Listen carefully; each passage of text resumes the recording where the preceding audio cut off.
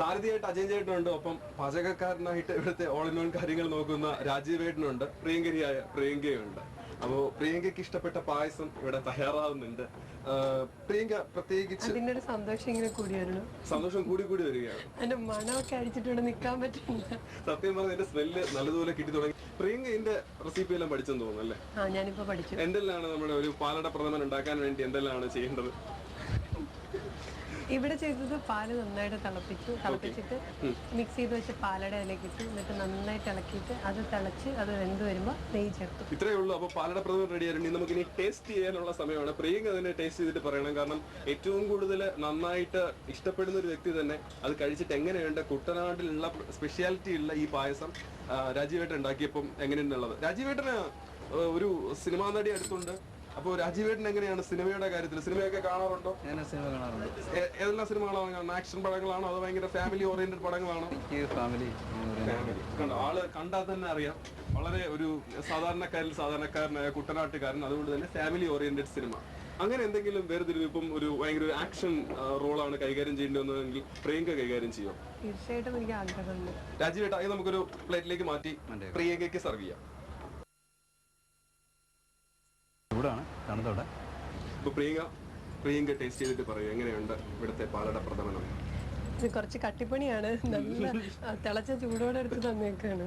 കാരണം ഒരു ചൂട് നഷ്ടപ്പെട്ട സ്വാദ് കുറയുന്നൊക്കെ പണ്ടുള്ളവര് പറഞ്ഞിട്ടുണ്ട്. പക്ഷേ പായസം കുറച്ച് ചൂടാറി കുടിക്കുന്നതാണ് ആണ് ഇഷ്ടം. പക്ഷെ എന്നാലും ഒന്ന് കഴിച്ചു നോക്കൂ.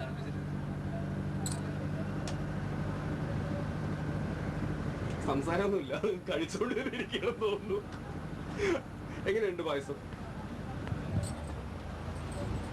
അപ്പൊ ചേട്ടാ ഇവിടെ മൗനം ഒരു മൈൻഡ് ഷോ നടത്തിയതുപോലെ അവസ്ഥയായി. നന്നായിട്ടുണ്ട്. നല്ലൊരു പാലട കഴിക്കാൻ പറ്റി. അതിന് ചേട്ടന് പ്രത്യേകിച്ച് നന്ദിയുണ്ട്. കുട്ടനാട്ട് വന്നു. സുര്യാറ്റിക്കും പ്രത്യേകിച്ച് നന്ദിയുണ്ട്. ഇത്തരത്തിലൊരു നല്ല പായസം തന്നതിന്. ഓക്കെ. അപ്പൊ എന്തായാലും ഈ പാലട കഴിച്ചിട്ട് വരുമ്പോഴേക്കും ഒരു ചെറിയ ബ്രേക്ക് ഉണ്ട്. അപ്പം ഈ ഒരു ബ്രേക്ക് സമയത്ത് പാലട കഴിച്ചു തീർക്കാം. ഒപ്പം മറ്റൊരു വിഭവം കൂടി ചേട്ടൻ പ്രിയങ്കയ്ക്ക് വേണ്ടി തന്നെ തയ്യാറാക്കുന്നുണ്ട്. അത് നമുക്ക് കാണാം.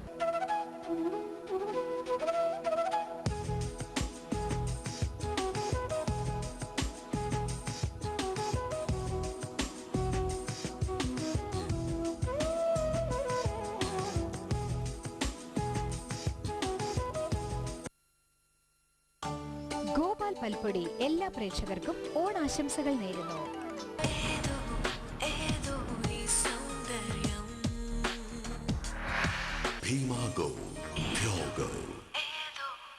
നമ്മുടെ ഈ കെട്ടിടം ഇങ്ങനെയൊരു വീടായി ചെറുതും വലുതും എക്സ്പെൻസീവ് അല്ലാത്തതും എന്നാൽ പ്രഷ്യസ് ആയതും ചേർത്ത് അതിന്റെ ഒത്ത സെന്ററിലാണ് നമ്മുടെ മാസ്റ്റർ പീസ്, നമ്മുടെ സാംസങ് LCD TV.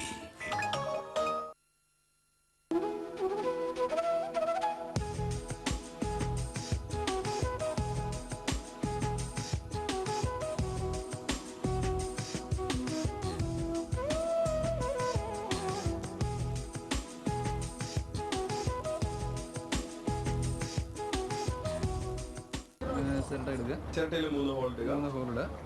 വെള്ളം ചൂടാക്കാൻ വേണ്ടി വെള്ളം തിളപ്പിക്കുക. അതിലേക്ക് ചിരട്ടയിലേക്ക് തേങ്ങാപ്പീര.